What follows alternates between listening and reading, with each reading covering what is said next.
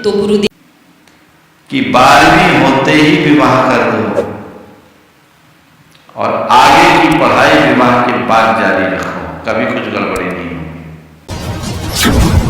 अब हर खबर पर होगी हमारी नजर। पल पल बदलती देश और दुनिया की हर खबर पाइए सीधा अपने मोबाइल पर। चरित्र को सुरक्षित रखना है, भविष्य अपने आप सुरक्षित हो। गुरुदेव के चरणों में मेरा बारंबार नमोस्तु नमोस्तु नमोस्तु। गुरुदेव, पहले के युवक युवतियों में मेच्योरिटी आज की अपेक्षा कम देखी जाती थी, फिर भी विवाह आज की अपेक्षा कम उम्र में हो जाया करते थे, परंतु आज उच्च शिक्षा की आड़ में विवाह उम्र के उस पड़ाव पर हो रहे हैं जबकि युवावस्था ढलाव की ओर आ जाती है। तो गुरुदेव, इसके कई दुष्प्रभाव सामाजिक जीवन में उपस्थित हो रहे हैं। गुरुदेव, इस समस्या के संबंध में आपका युवा पीढ़ी को क्या संदेश है? मैंने अनेक बार इस विषय में प्रकाश डाला है। विवाह के संदर्भ में आजकल काफी विलंब होने लगा है और एक बात और देखने में आ रहा है, केवल विवाह नहीं होना, बाकी सब कुछ हो रहा है। ये भी बात है लेकिन सच है। हमारे शास्त्रों के अनुसार यौवन से परिपूर्ण होते ही विवाह के बंधन में बंधना चाहिए। भारत सरकार के नियमानुसार कन्या के लिए 18 वर्ष और वर के लिए 21 वर्ष निश्चित किए हैं। ये विवाह के लिए पर्याप्त है, लेकिन आजकल पढ़ाई लिखाई का जो चलन बढ़ गया है, उस चलन के कारण 25 साल के पहले तो विवाह की कोई बात ही नहीं सोचते। पहले पढ़ाएंगे, 22-23 साल तक पूरी पढ़ाई करेंगे, फिर जॉब करेंगे, फिर विवाह की बात करेंगे। तो 25, 28, 30, 32 साल हो जाते हैं। इसके दो बड़े दुष्परिणाम। पहला तो ये कि 25 वर्ष की उम्र के बाद जब मन परिपक्व हो जाता है तो एक दूसरे में ढलने में बड़ी कठिनाई होती है। हर बात में ईगो क्लैश होता है।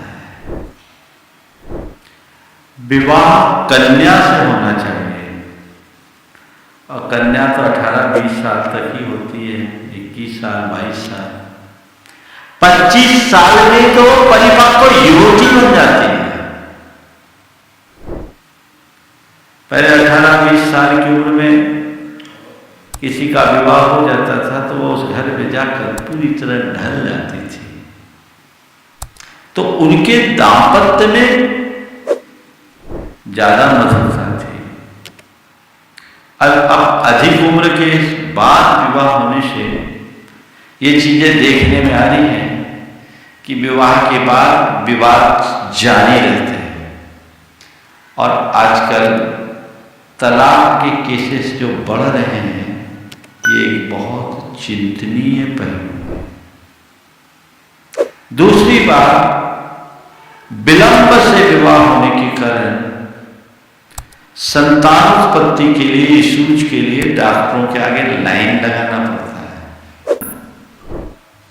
पहले आपने नहीं सुना होगा कि किसी महिला को प्रेगनेंसी के टाइम में बेड रेस्ट रखना पड़ता है। आजकल कंप्लीट बेड रेस्ट वाले ज्यादा मिलते हैं, हो रहा है। ये सब क्यों? ये भी बहुत बड़ी चर्चा का विषय बना हुआ है। लेट मैरिज के होने वाले दुष्परिणामों पर लोग गंभीरता से चर्चा कर रहे हैं। इस पर विचार करना चाहिए। तीसरी बात इसके साथ जुड़ी हुई ये है कि ज्यादा पढ़ लिख जाने के बाद बराबरी का संबंध नहीं मिल पाता। मेरे संपर्क में ऐसे कई बड़े घराने के लोग हैं जिनके घर की बेटियां और कुछ के बेटे 34 साल के हो गए हैं, लेकिन उनके लायक लड़का नहीं मिल रहा है, क्योंकि इतना पढ़ा दिया है कि अब उसे समझा पाना भी मुश्किल है, बड़ी कठिनाई है। तो क्या महाराज पढ़ाई रोकती जाए? मेरा यह मानना है कि विवाह के बाद भी तो पढ़ाई की जा सकती है।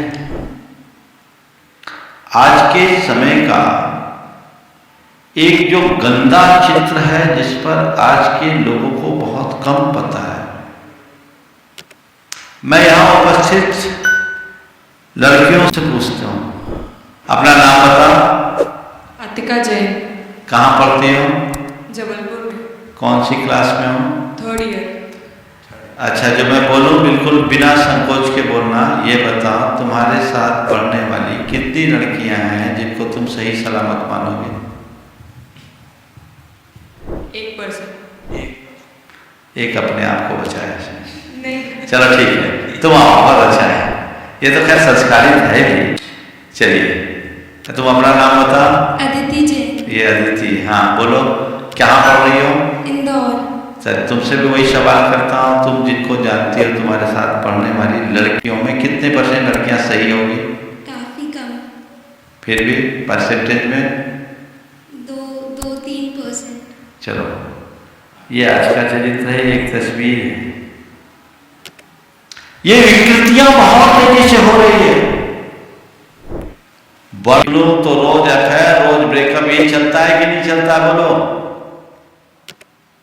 अन्य प्रकार के अनाचार बहुत तेजी से, केवल लड़कियों में नहीं, लड़के भी कम नहीं है, लड़कों का भी हाल ज्यादा, क्योंकि लड़के यहाँ बैठे नहीं उस उम्र के, इसलिए मैंने खड़ा नहीं किया। लेकिन ये समाज की एक विकृत तस्वीर है।